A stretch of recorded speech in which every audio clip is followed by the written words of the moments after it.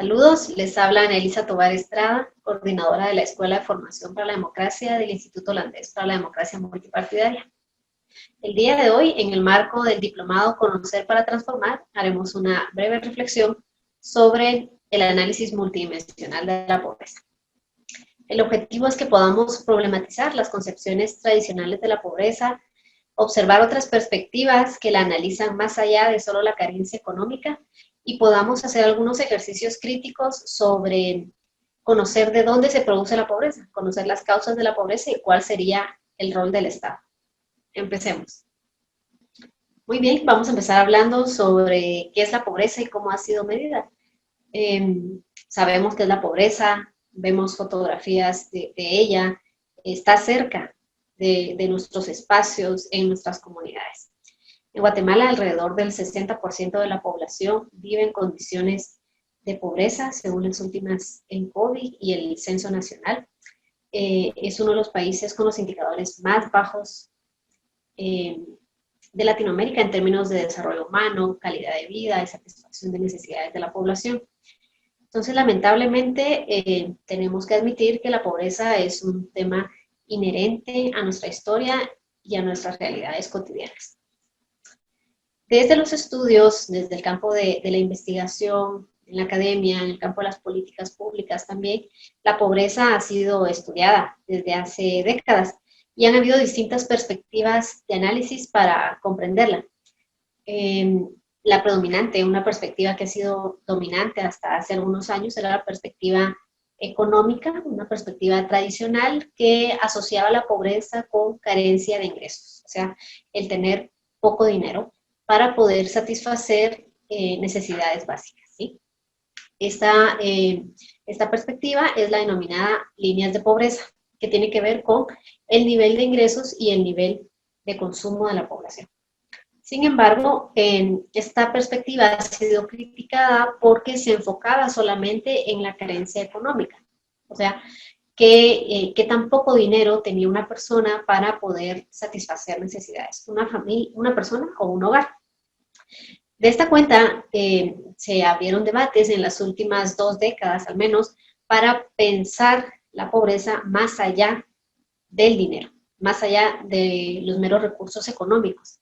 Y se empezaron una serie de reflexiones que intentaron ubicar otras variables que tienen que ver con la carencia, con las privaciones, con la insatisfacción de necesidades a múltiples niveles, más allá de solamente la carencia de ingresos económicos.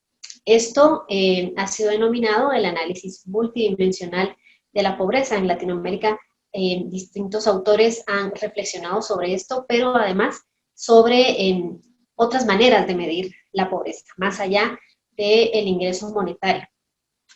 Por último, una perspectiva también característica de los estudios latinoamericanos ha sido los estudios que se enfocan en los procesos de exclusión social y de empobrecimiento. Sobre estos vamos a hablar más adelante. Esta perspectiva tiene un carácter más crítico, que lo que busca no es solo caracterizar, medir, mostrar estadísticas, ¿verdad?, sobre cuántos pobres hay, sino que intenta ir más allá respecto a identificar las causas de la pobreza. Podríamos decir, a grandes rasgos, que la pobreza tiene que ver con una precariedad en las condiciones de vida de la gente, tiene que ver con de privaciones y tiene que ver con profundos procesos de desigualdad, muy característicos de la región latinoamericana. Muy bien, vamos a hablar ahora sobre el análisis multidimensional de la pobreza. Como les comentaba anteriormente, esta perspectiva es muy reciente, tendrá unos 15 años de haberse formulado. Tiene profundas vinculaciones con el enfoque de derechos humanos y lo que busca es hacer un análisis más amplio, más general, más integral sobre lo que son las carencias y las deprivaciones de las personas, más allá de solo no tener dinero. Esta cuenta tiene varias dimensiones generales, dentro de la que se engloban o caben múltiples indicadores que permiten identificar las carencias, identificar no solo quién es pobre, sino de qué es pobre y de qué maneras se es pobre. O sea, es un análisis como más detallado respecto a la pobreza. Estas dimensiones serían 4.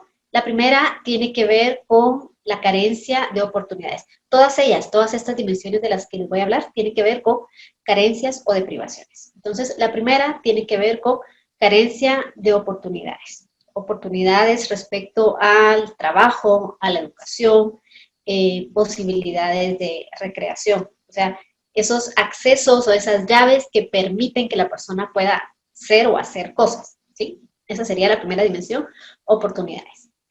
La segunda dimensión tiene que ver con seguridad humana, carencias en la seguridad humana.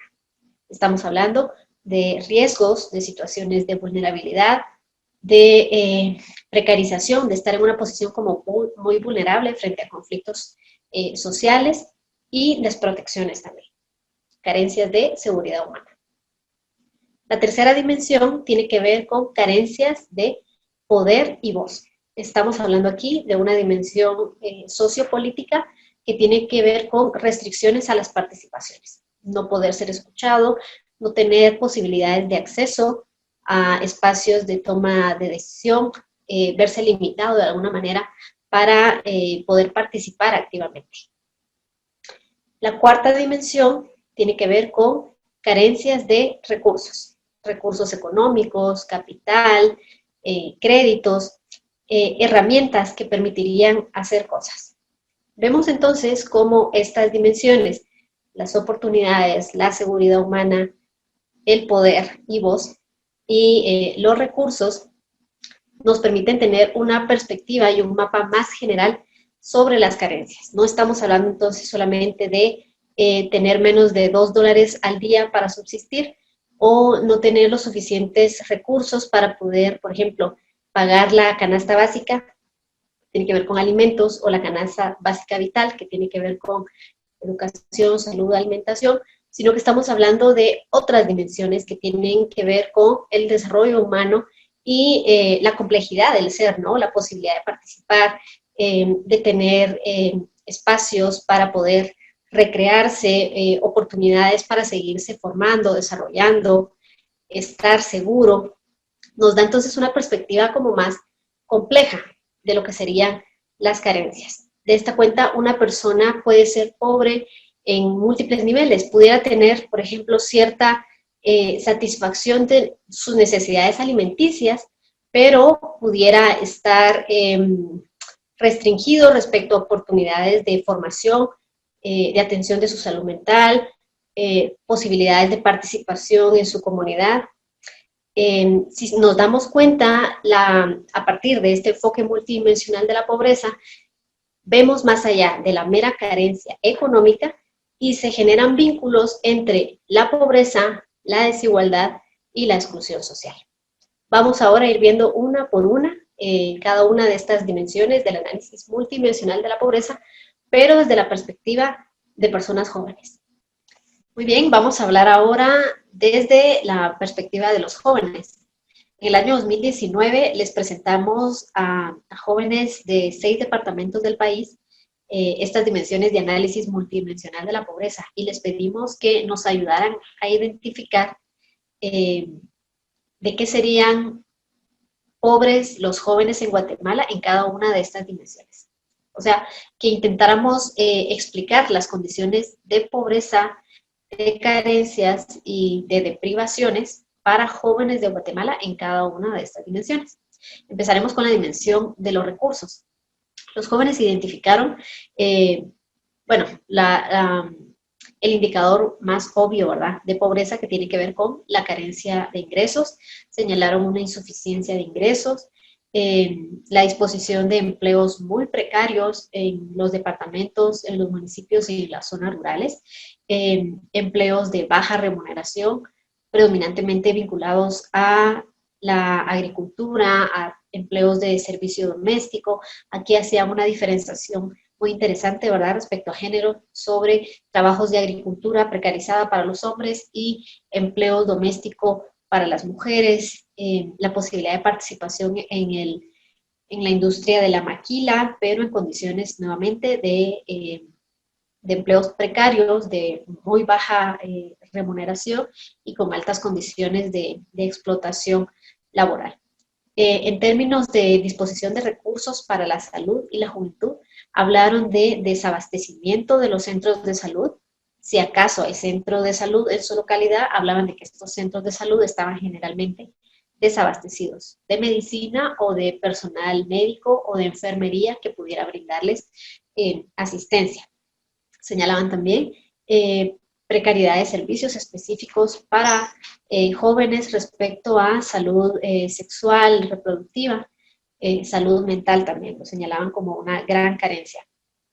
Luego, respecto a los recursos y las posibilidades de recreación, señalaban que pues no hay posibilidades de recreación, no hay centros de recreación para jóvenes en las áreas rurales, no hay bibliotecas, lo que pudieran encontrar son canchas para fútbol, canchas para básquetbol, en terrenos, ¿no? Que muchas veces no tienen como las condiciones adecuadas para esto. Entonces sí lo señalaban como una gran carencia, la falta de espacios sanos para poder convivir con otros jóvenes. Ante esta carencia, sus recursos o sus posibilidades de recreación se limitaban al uso de redes sociales, o sea, la socialización haciendo uso de dispositivos electrónicos y redes. Ahora hablaremos sobre las carencias de la dimensión de poder y voz. Cuando les preguntamos a los jóvenes cómo un joven en Guatemala sería pobre en esta dimensión de poder y voz, nos refirieron aspectos como un gran adultocentrismo, de tal cuenta que la figura del adulto y las perspectivas de las personas adultas se imponen sobre las perspectivas, las opiniones y las posibilidades de los jóvenes. Esto supone entonces un fuerte elemento de exclusión, ¿verdad? Las voces de los jóvenes no son escuchadas, no son tenidas en cuenta porque se impone la voz de las personas adultas dominando en las comunidades. Luego señalaban otras restricciones en espacios comunitarios de participación, donde no son bienvenidas muchas veces las personas jóvenes o las mujeres, de tal cuenta que serían hombres mayores quienes tienen acceso a estos espacios de participación. Vemos entonces cómo se vincula aquí la carencia, en este caso de ejercicio de poder y de manifestación de la voz, con exclusiones y discriminaciones sociales. Respecto a la dimensión de las oportunidades, señalamos con anterioridad que las oportunidades tienen que ver con estas herramientas, estas posibilidades de poder hacer algo, estos grandes recursos y disposiciones que se tendrían para poder hacer cosas. Los jóvenes señalaban que para el caso de la juventud en Guatemala, en las áreas rurales, en los departamentos del país, habría generalmente pocas oportunidades para muchas cosas. O sea, pocas oportunidades de empleo, pocas oportunidades de educación, no habrían, digamos, suficientes recursos, centros educativos, posibilidades de poder seguir estudiando. A veces están los centros educativos centralizados en algunas cabeceras municipales, de tal cuenta que la familia tiene que armar una gran logística para que el hijo o la hija se mude hacia el municipio, a otro municipio para poder estudiar y demás. Entonces, habrían pocas oportunidades para que puedan seguir estudiando de manera sostenida, manteniéndose, digamos, en el circuito de la educación. Se señalaba también que ante la ausencia del Estado, tenemos un Estado debilitado, habrían pocas oportunidades en términos generales. O sea, esta carencia de oportunidades no viene de la nada, sino que está profundamente vinculada con la debilidad del Estado guatemalteco y su poca presencia en los territorios. Estamos hablando entonces de pocas oportunidades para trabajar, pocas oportunidades para desarrollo integral, pocas oportunidades para capacitaciones en las áreas que a aquellos jóvenes les llame la atención. A veces manifiestan de que bueno, sí hay algunas oportunidades de capacitación, pero muchas veces van segmentadas por género, de tal cuenta que se les ofrecen algunos cursos de capacitación en temas muy cerrados y determinados ya. Algunos temas son solo para hombres y otros temas son solamente para mujeres. Y nos ejemplificaban como, por ejemplo, muchas de las capacitaciones que llegan a los territorios van con este sesgo de género. Entonces las mujeres van a capacitarse en estética, cuidado del cabello, cómo hacer uñas acrílicas, cómo hacer ciertas manualidades, pastelería y demás, mientras que las capacitaciones para los hombres, las pocas que llegan a veces, van segmentadas o más bien van dirigidas hacia ciertos temas como mecánica o habilidades para el trabajo agrícola y demás. Entonces estamos hablando de problemas muy complejos en esta carencia de oportunidades que, como ya decíamos, por una parte tiene que ver con la debilidad del Estado guatemalteco y la poca presencia que tienen los territorios, pero además los sesgos en estas oportunidades que se manifiestan.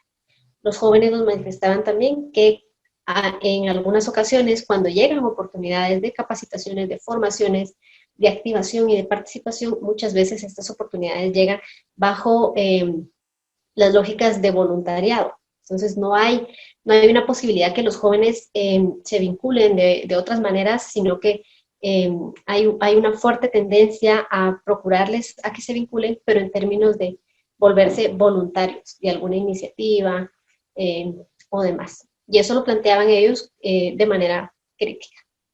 Pasemos entonces a ver la siguiente dimensión. Hablemos ahora de la dimensión de seguridad humana. Esta tendría que ver con toda aquella serie de riesgos, vulnerabilidades o conflictos que colocan a los jóvenes en una posición de riesgo o de desprotección o de franca vulnerabilidad. Los jóvenes nos señalaban que para el caso guatemalteco hay múltiples conflictos a nivel territorial en municipios que los colocan a ellos en una posición de desventaja. Habrían distintos actores con ejercicios de poder en los territorios que generan ciertas dinámicas de conflicto, de disputa, muchas veces acciones que tienen décadas o años, ¿verdad? Conflictos territoriales, pero otras veces tienen que ver con acciones de grupos delincuenciales o del crimen organizado que están operando en los territorios y que colocan a los jóvenes o a ciertos grupos en una posición de desventaja y de vulnerabilidad, porque están colocados en medio del conflicto o están viviendo en territorios donde pudiera haber, digamos, a sus alrededores toda una serie de riesgos sobre los que a veces no se tiene como personas, ¿verdad? Como comunidades, la capacidad de incidir.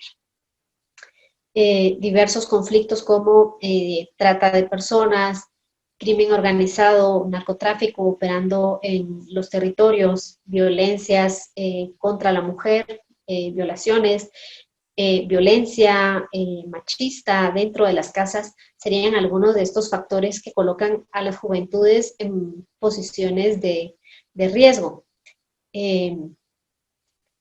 Sin tener el Estado presencia en los territorios, a través de Policía Nacional, Ministerio Público, Defensoría de Derechos Humanos, Procuraduría de Derechos Humanos, los jóvenes se ven entonces imposibilitados de poder pedir las ayudas pertinentes.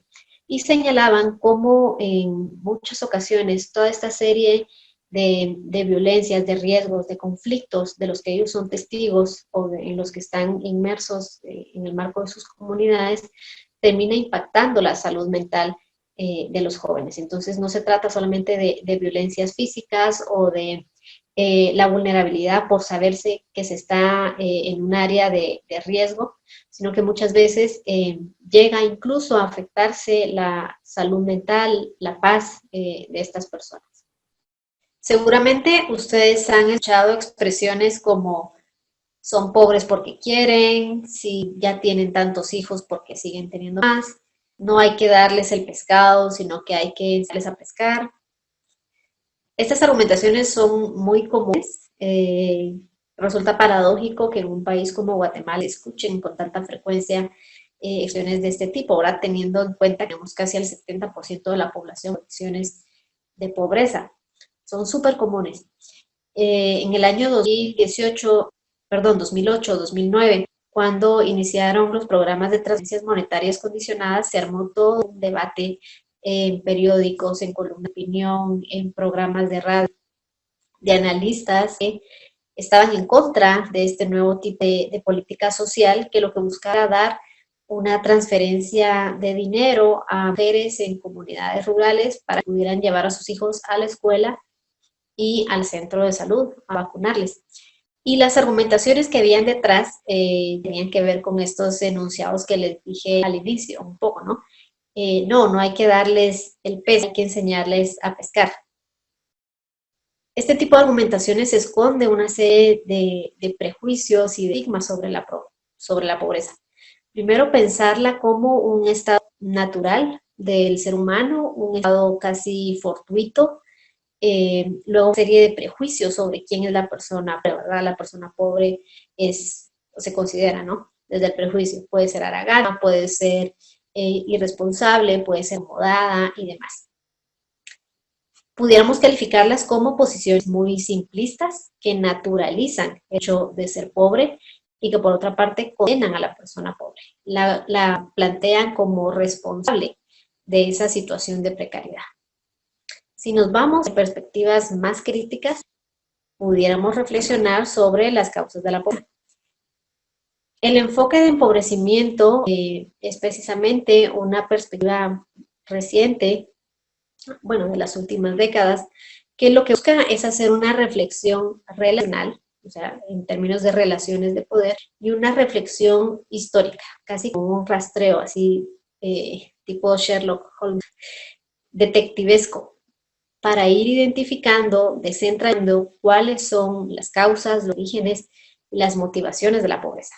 O sea, es un tipo de análisis que no da por sentado la pobreza como hecho natural, no se conforma tampoco con las meras estadísticas o las caracterizaciones de quién es pobre y de qué manera es pobre, sino que se va a identificar cómo y por qué se origina la pobreza. Para esto identifica varias dimensiones. Primero, identificar cuál es el hecho de pobreza, cuál es la situación. Luego, identificar a los que participan, los agentes, las personas involucradas en esa situación de pobreza, pudiendo calificarles como los posibles perpetradores del hecho de pobreza.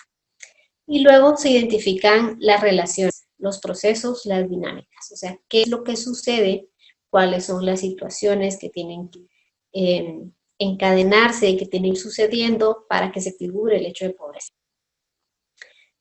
Si intentáramos dar un ejemplo, ¿verdad? Llevarlo a nuestras comunidades, pudiéramos pensar en un caso de una empresa que se instala en el territorio, que empieza a desviar, por ejemplo, el cauce de un río, y que esta acción, el instalarse en un territorio, el desviar un afluente de agua para el uso de la empresa, pudiera tener un impacto, por ejemplo, en sistemas agrarios de la región, de esa comunidad o de esas comunidades, afectando el riego de plantas y demás, de tal cuenta que se deteriora el sistema ambiental y las personas, los agricultores, los campesinos, empiezan a perder su fuente.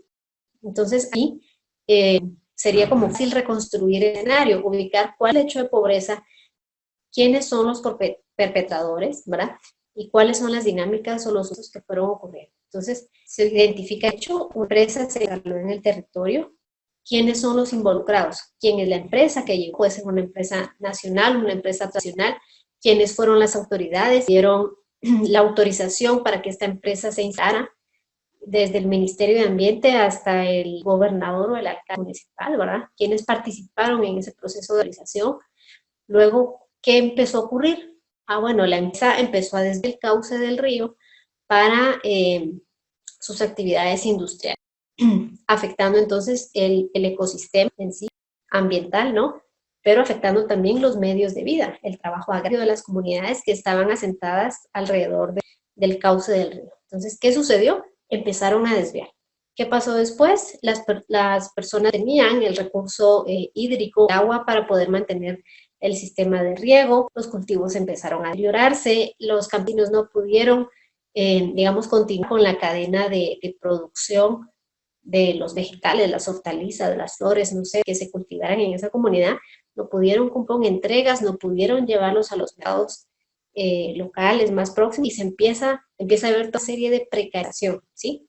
Ahí se puede dar todo un proceso de reconstrucción del proceso de empobrecimiento, no solo en el tiempo, ¿verdad? De cuándo empezó, qué fue sucediendo, sino identificando también a los actores que se involucraron. ¿Quiénes? ¿Qué fue lo que sucedió y qué fue lo que estas personas fueron? Ahora, en el marco de la contingencia COVID, podemos también reconstruir un proceso claro de empobrecimiento que ha afectado a millones de personas en todo el mundo. En este caso es un proceso causal, ¿verdad? Inesperado, fortuito más bien, una pandemia de salud que afecta a la nación global. Se afecta, las personas se enferman, se afecta la economía porque se tienen que cerrar puestos de empleo, se tienen que cerrar negocios, se tienen que cerrar empresas por todas las medidas de distanciamiento. ¿Qué pasa? Las personas empiezan a perder sus empleos porque pues si no hay actividad económica, no hay ingresos, no se genera capital y la persona no puede recibir su salario, los trabajadores, ¿no? ¿Qué pasa si los estados no están capacitados para intervenir ante estas situaciones, para poder generar una política social de emergencia y de asistencia? Ocurren entonces todos estos procesos de precarización de los que hemos sido testigos en los últimos meses del año 2020. Entonces la intención del enfoque de empobrecimiento es ir más allá de las meras estadísticas, ir más allá de la caracterización, ¿verdad? De qué sería pobre una persona para ir, vamos a decir, más allá de la alimentación, ponerse los anteojos de detective, ponerse en esa actitud detectivesca de ubicar por qué una persona es pobre, cómo se generó este proceso de precarización, de empobrecimiento o el proceso de despojo, que muchas veces no ocurren de la noche a la mañana, sino que toman décadas. Hablemos entonces ahora del caso guatemalteco. ¿Por qué en Guatemala se sigue reproduciendo pobreza? ¿Por qué con el paso de los años, en vez de reducirse los indicadores, las estadísticas de pobreza van en aumento? Primero habría que partir del hecho que el Estado guatemalteco es un Estado capturado. Hay bastante consenso en analistas, en estudiosos del país, respecto a que tenemos un Estado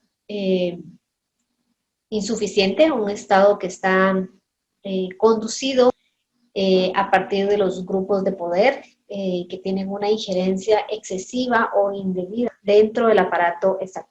Entonces, partamos de ese hecho.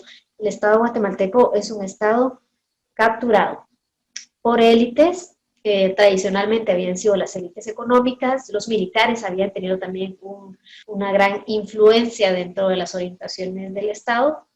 Recordemos que tuvimos dictaduras por un margen de casi 40 años, dictaduras militares, y ahora a estos actores se han sumado también una clase política rapaz, predadora, dirían algunos autores, más un crimen organizado, ¿verdad? Narcotráfico. Entonces se ha vuelto una amalgama de actores con poder que logran incidir sobre el Estado, capturando las instituciones y la actuación del Estado mismo. Esto nos supone entonces un primer hecho muy grave que tiene repercusiones con la reproducción de la pobreza.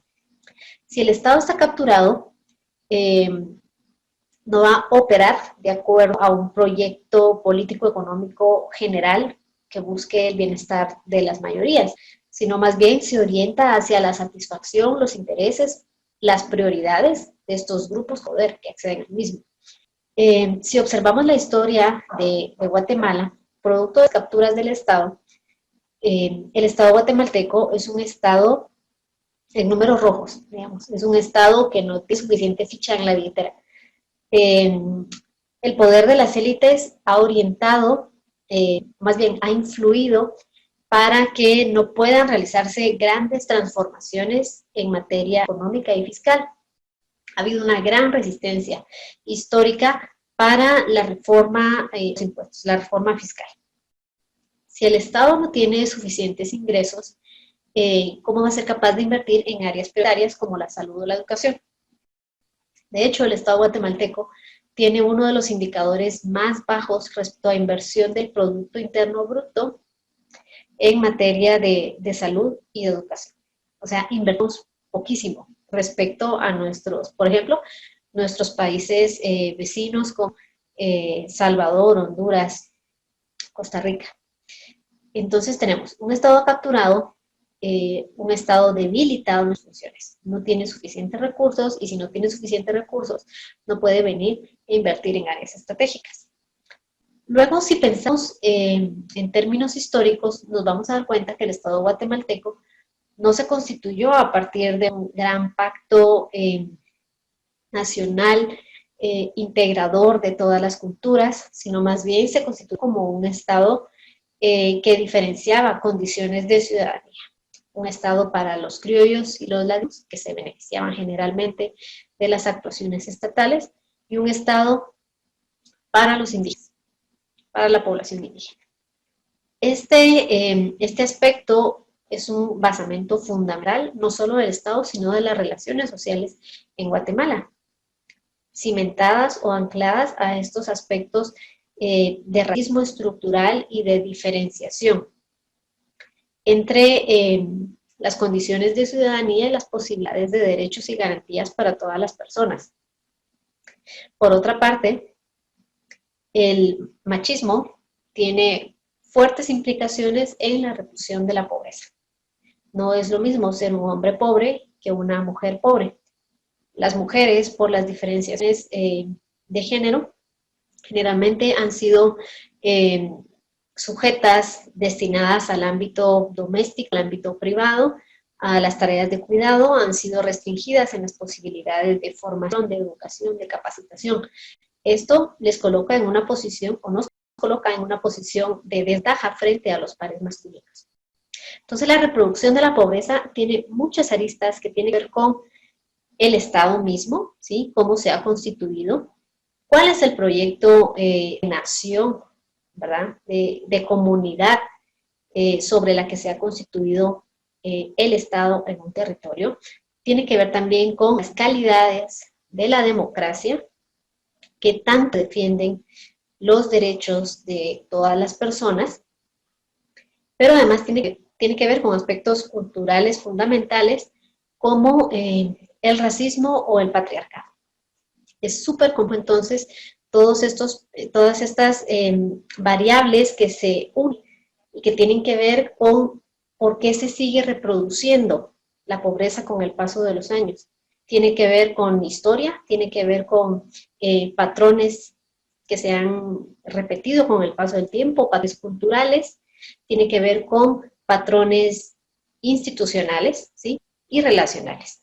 Si nos damos cuenta, detrás de todo este proceso está el poder.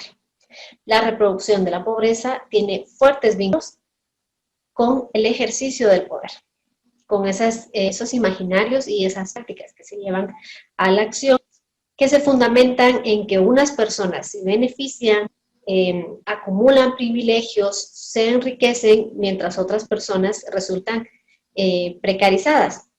Y muchas veces, digamos, no habría que pensarlo como una situación mecánica, ¿verdad? De el rico explota al pobre, sino más bien pensarlo en toda esta serie de complejidades que les he explicado, que tienen que ver con aspectos institucionales, tiene que ver con la historia, tiene que ver con el ejercicio del poder. Muy bien, vamos a hacer ahora una provocación. ¿Puede un Estado empobrecer? Hay gente que diría que no, porque el Estado no es una persona, ¿cómo va a ser posible que se oriente para tal efecto, reducción de pobreza? Sin embargo, si lo pensamos desde el término de la relación de poder, sí podemos encontrar consecuencias de exclusión a partir de acciones del Estado. Para eso debemos de prestar atención a cómo es que el Estado se direcciona, cuáles son sus fines, qué tipo de programas impulsa y cuáles son los intereses y las actuaciones de las zonas que acceden a él. Entonces, un Estado por sí mismo o las personas que llegan al gobierno no llegan con la intención dolosa de vamos a empobrecer a la nación. Sin embargo, las prácticas predadoras, corruptas, rapaces de esta gente que accede a los gobiernos, a las instituciones, sí tienen una consecuencia de largo plazo en generación de precariedades o exclusiones. Entonces, el tipo de orientación que se da al Estado, por dónde se le direcciona, bajo qué ideales se figuran sus programas y políticas, eso tiene una consecuencia, o puede tener una consecuencia de largo plazo en la generación de precariedades y carencias para la población. Si el ordenamiento en una sociedad no está fundado bajo principios democráticos, donde todas las personas tienen todos los derechos, si el pacto social, digamos, en el que se funda una sociedad no está constituido a partir de buscar el mejor beneficio y bienestar para todas las personas, nos encontramos con unas bases muy débiles que van a tener repercusiones a largo plazo, ¿verdad?, en la generación de procesos de empobrecimiento. Si por otra parte tenemos instituciones estatales muy débiles, que no pueden venir o no tienen la capacidad de venir e implementar políticas y acciones estratégicas, nos encontramos con otro elemento que puede configurar al Estado como generador o facilitador, perpetuador de procesos de exclusión y empobrecimiento. Entonces, no sería el Estado en sí mismo que opera a partir de una intención dolosa, maquiavélica de vamos a empobrecer a la población. Incluso no serían tampoco los gobernantes bajo esa lógica o sus acciones, sino serían las prácticas predadoras, corruptas o individualistas muchas veces de estos operadores que tendrían consecuencias de largo plazo, generando, debilitando primeramente al Estado y después resultando suficiente su actuación para garantizar condiciones de vida para todas las personas. Peter Vance, un sociólogo del Estado, logró identificar o construir tipología de estados y su relación con el desarrollo. Analizó cuáles eran las capacidades que un estado debería de tener para poder procurar el desarrollo en determinada sociedad y también identificó cuáles eran las debilidades de los estados que tenían una relación con persistencia del subdesarrollo. Esto nos sirve para nuestra explicación sobre si un estado puede o no puede empobrecer. Dentro de su trilogía, Evans habla de los estados desarrollistas, los estados intermedios y los estados predadores. Los estados desarrollistas serían estados que tienen una fuerte burocracia, que opera de manera independiente, con personas técnicas y capacitadas para su función. Son estados orientados a partir de grandes proyectos nacionales, son estados con instituciones sólidas. En oposición, los estados predadores serían estados que cuentan con un aparato sólido e independiente de funcionarios y servidores públicos. Serían estados donde las personas son colocadas a dedo o que acceden a través de tráfico de influencias a los puestos de decisión sin contar con todos los requerimientos de conocimientos técnicos, de idoneidad para ejecutar determinado cargo. Además, en estos estados predadores no habría independencia y autonomía entre los funcionarios de Estado y actores poder externos. Nos cuenta que sería muy fácil influenciar a través del pago de coimas, beneficios, lo que no es otra cosa más corrupción.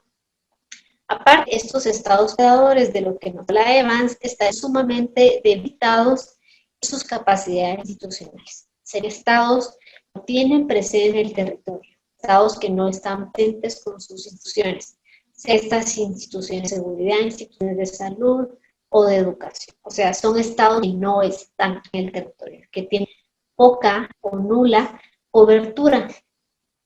Aparte, en estados en números rojos, estados desfinanciados. o sea, estados que no tienen suficientes recursos para ti. Y por último, han estado dominados, capturados e influidos negativamente por unas clases políticas empresariales corruptas y que tienen una vocación predadora.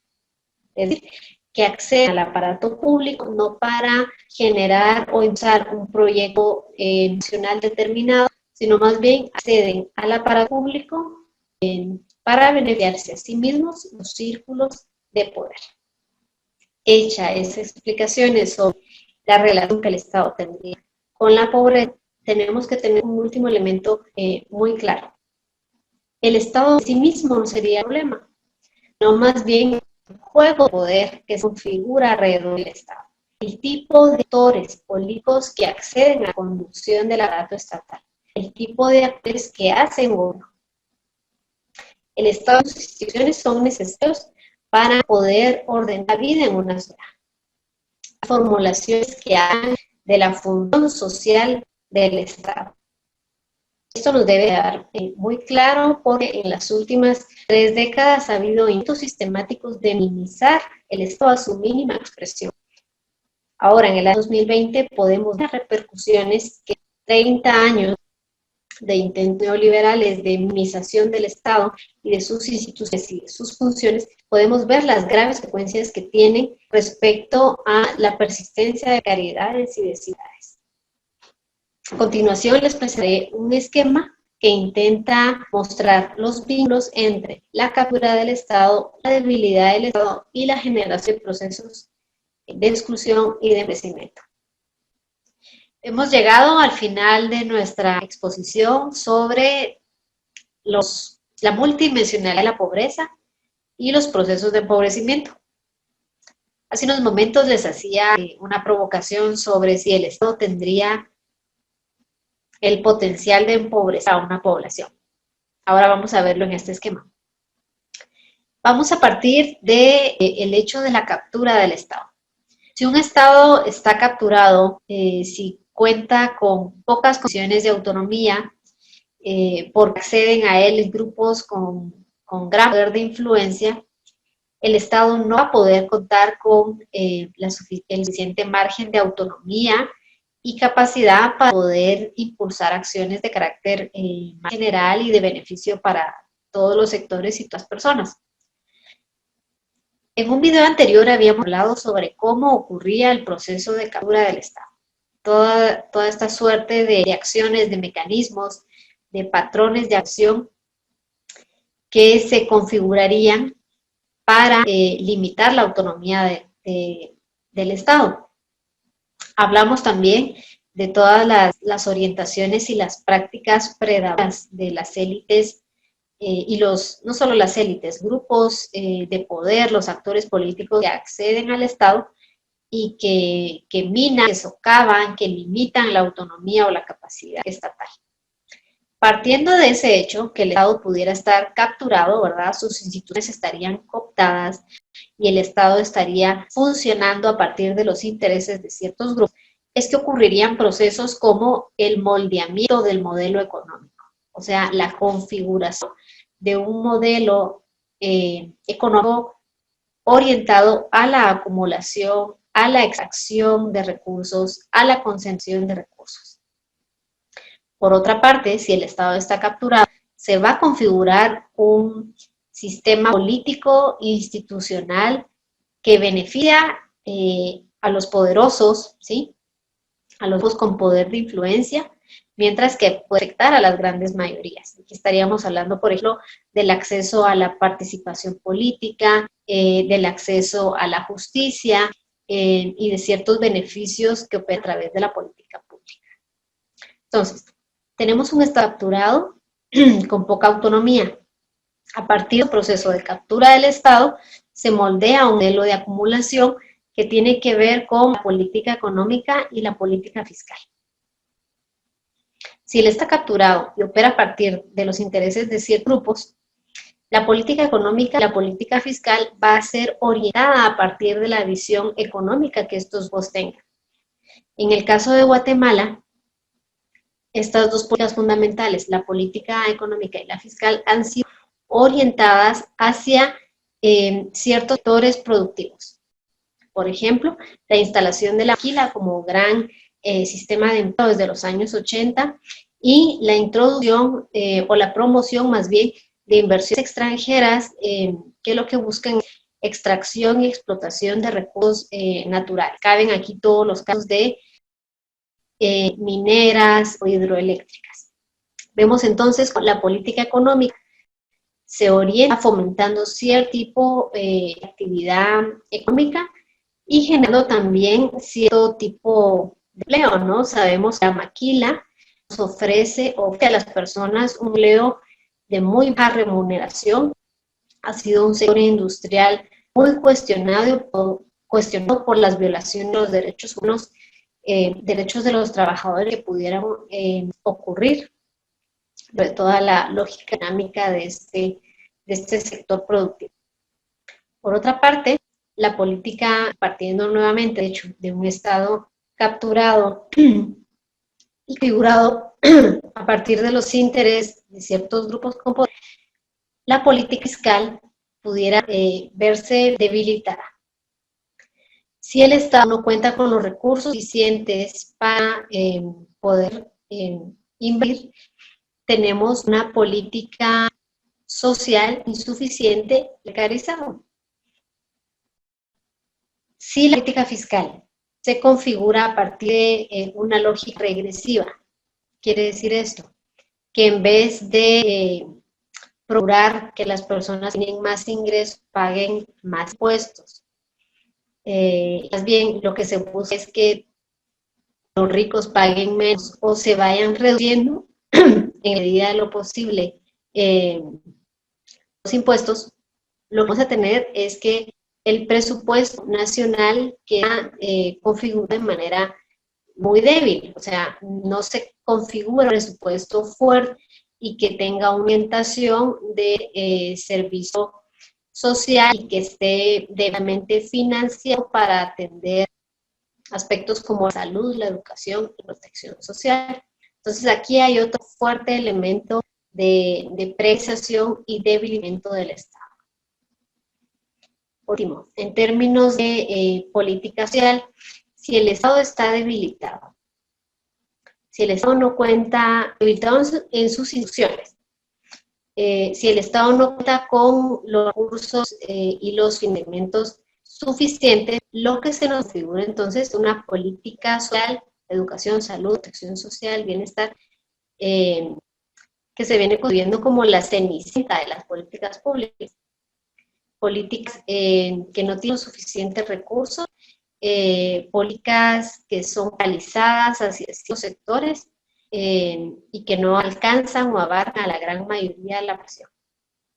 Y vemos aquí se puede reconstruir una cadena que empieza con los procesos de captura del Estado, luego sigue con el moldeamiento del modelo económico de configuración del sistema político institucional, luego sigue en la configuración de políticas clave, ¿verdad? Con la política económica, la política fiscal y las políticas sociales y de protección social.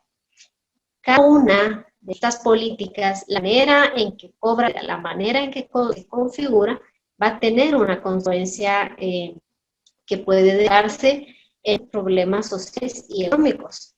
Una política económica orientada hacia la extracción de recursos y la explotación de la mano de obra, orientada hacia la generación de empleos precarios, el resultado va a ser la precarización del empleo mismo y que los trabajadores obtienen ingresos absolutamente insuficientes para satisfacer sus necesidades básicas, mínimas y sus derechos como ciudadanos y como personas.